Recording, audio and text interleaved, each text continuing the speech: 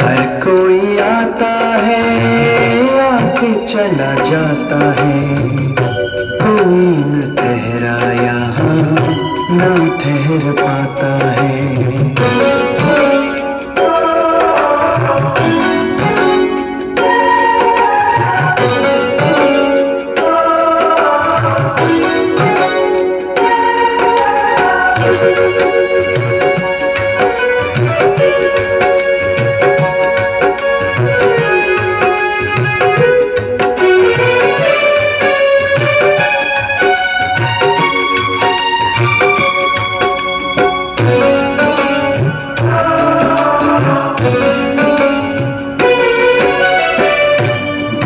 को किस तरह से तूने बर्बाद किया, लगा ले हिसाब अब तो कितना बात किया।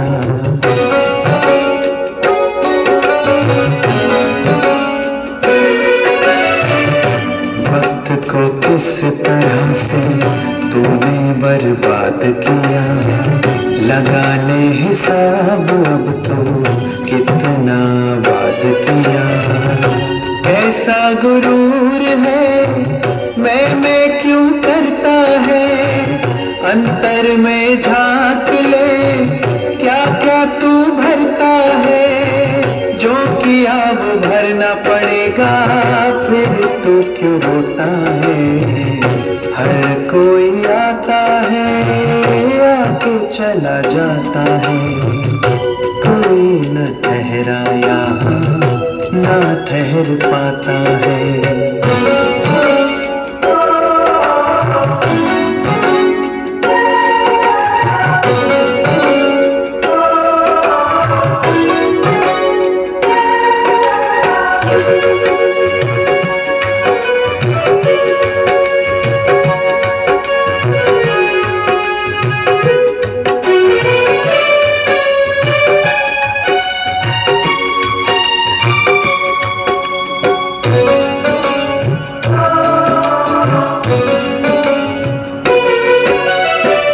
दुनिया को पाने सिकंदर क्या से, दुनिया को पाने सिकंदर क्या से क्या कर गया, गया जब वो जहां से खाली हाथ ही गया। तन्हा सा था वो मंजर भीड़ भरे पग में, ईश्वर को साथी बना ले वक्त चला जाता है। हर कोई आता है आके चला जाता है, कोई न ठहरा यहाँ न ठहर पाता है। हर कोई आता है आके चला जाता है, कोई न ठहरा यहाँ न ठहर पाता है। ईश्वर के बंदे कर ले ईश्वर की आराधना, पुण्य की पूंजी भर ले बाद में न पछताना। हर कोई आता है।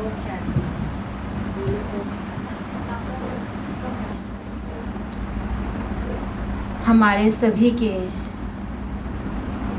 आदरणीय अनन्य आत्माओं के पालनहार कमला माता थे, जिन्होंने अपना पुराना शरीर छोड़ा है और वो भगवान के पास चले गए हैं। इस निमित्त से आज यहाँ पे शांति का सत्संग या श्रद्धांजलि का प्रोग्राम आयोजित किया है। तो ऐसे कहते हैं कि जब भी कभी कोई व्यक्ति इस दुनिया से चला जाता है और उसके वहाँ पर हम जाते हैं या उनके बारे में हमें मैसेज मिलता है, तो हमारी भावनाएं ये हो जाती है, हमारी बोलने की भाषा ये हो जाती है कि फलाने व्यक्ति की मृत्यु हो गई है।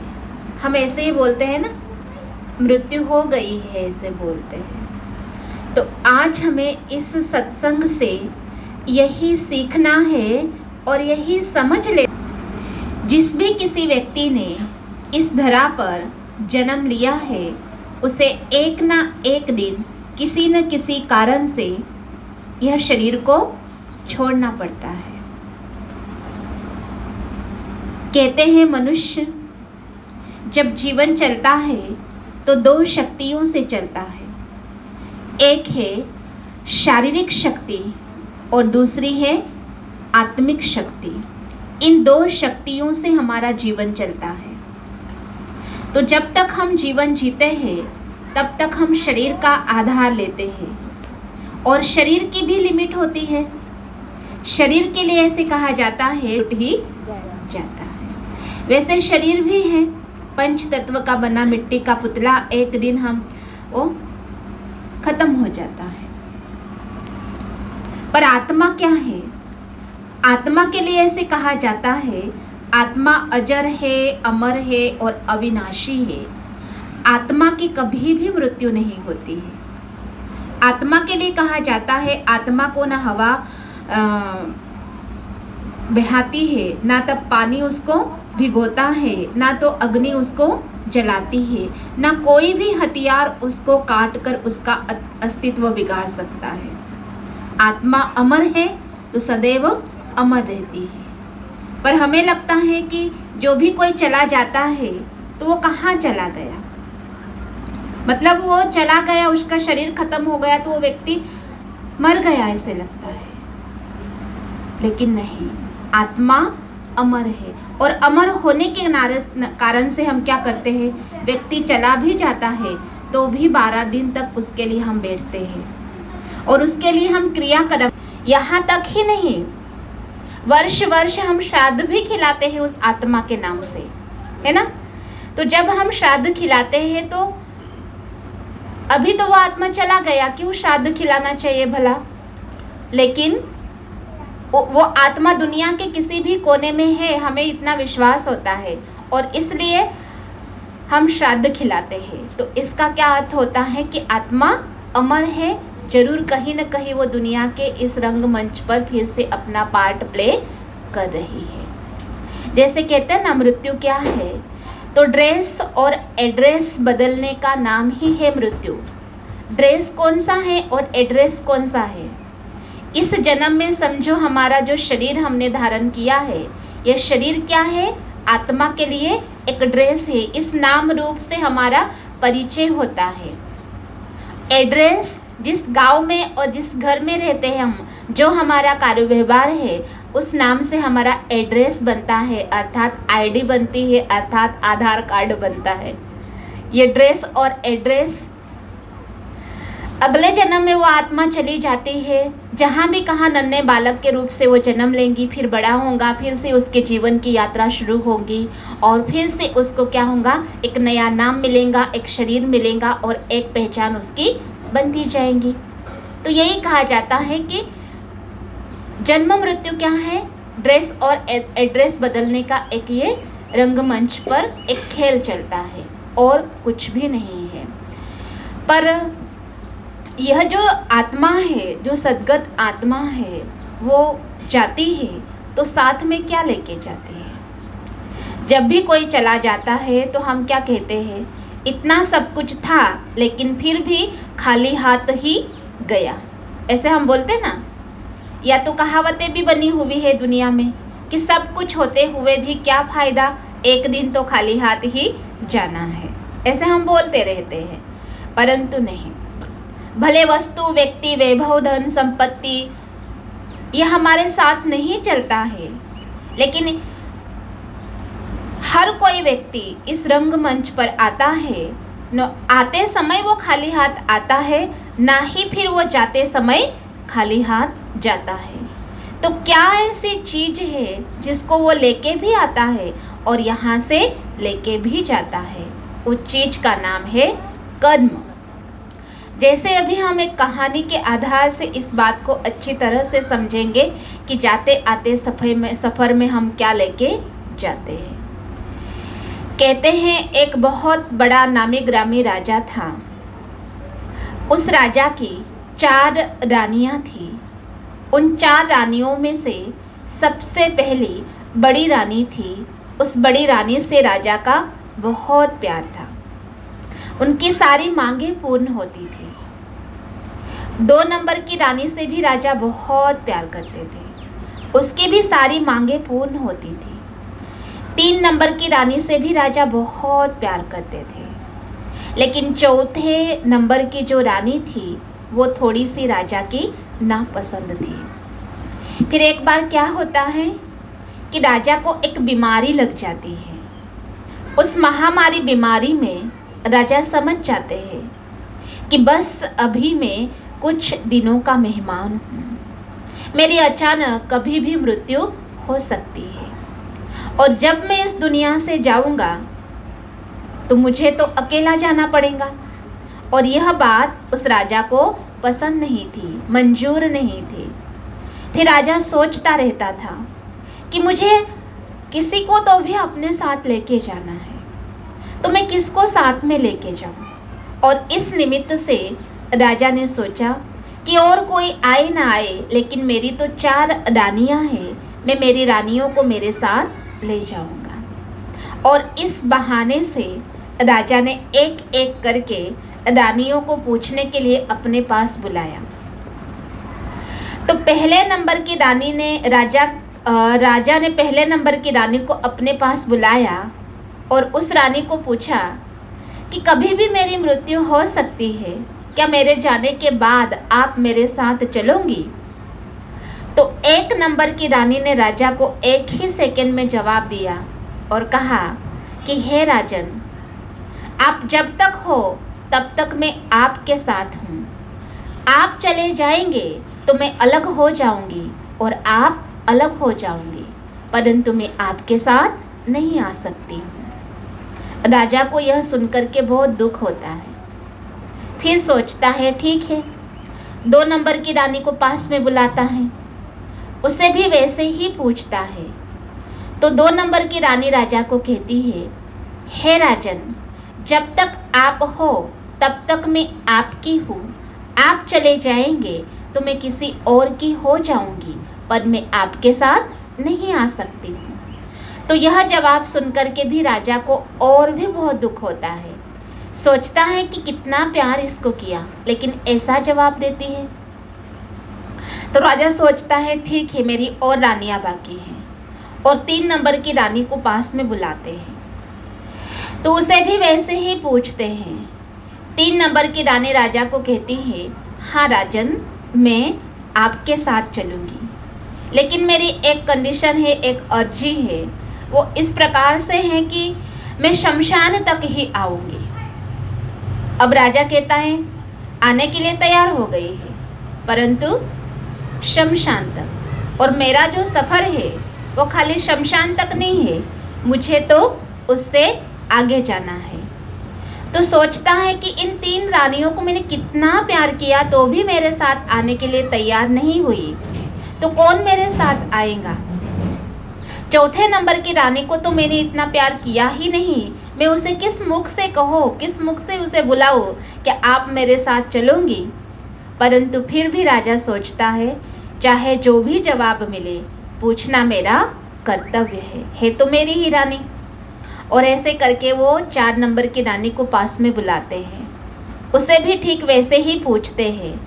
तो 4 नंबर की रानी ना इधर सोचती ना उधर, एक ही सेकंड में राजा को जवाब देती है, कहती है, हाँ राजन, मैं आपके साथ चलूँगी।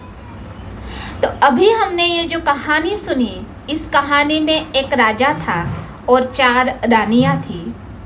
पर कहते हैं कि ऐसा राजा कभी किसी राज्य में इस भारत देश में हुआ ही नहीं है, या कहीं भी नहीं हुआ है। परंतु ये कौन ऐसा राजा है जिसकी ये कहानी बनी है? वह राजा कोई और नहीं है, लेकिन यह कहानी एक आत्मा नाम के राजा की है। आत्मा मीन्स हम हर कोई व्यक्ति, हम हर कोई मनुष्य, हर कोई इंसान, चाहे वो किसी भी धर्म का हो, चाहे वो कोई भी हो, परंतु हर कोई व्यक्ति हम एक आत्मा है और आत्मा के लिए कहा जाता आत्मा राजा है। तो हर एक व्यक्ति की इस प्रकार से चार चार रानियां होती है। वो चार रानियों को अभी हम चेक करेंगे। हम सब की चार रानियां हैं। सबसे पहली बड़ी रानी है हम सभी की अपनी, तो उसका नाम है शरीर। हम सभी ने ये जो पंच तत्व का शरीर धारण किया है, यह हम सभी के पहले नंबर की बड़ी रानी है। जरा सोचिए, हम अपने शरीर से कितना प्यार करते हैं ना सभी प्यार। हर किसी को अपना शरीर बहुत बहुत प्यारा लगता है, इसलिए इसको हम कितना ध्यान भी रखते हैं, खिलाते हैं, पिलाते हैं और अच्छा मेकअप कर कर, अच्छे कपड़े पहनाकर उसको गाँव भी लेके जाते हैं। कितना न केयर करते हैं हम, क्या नहीं करते हैं अपने शरीर के लिए। अंतिम श्वास तक हम इसका इलाज करते रहते हैं। लाखों रुपया हम खर्च करने के लिए तैयार हो जाते हैं। किसके लिए?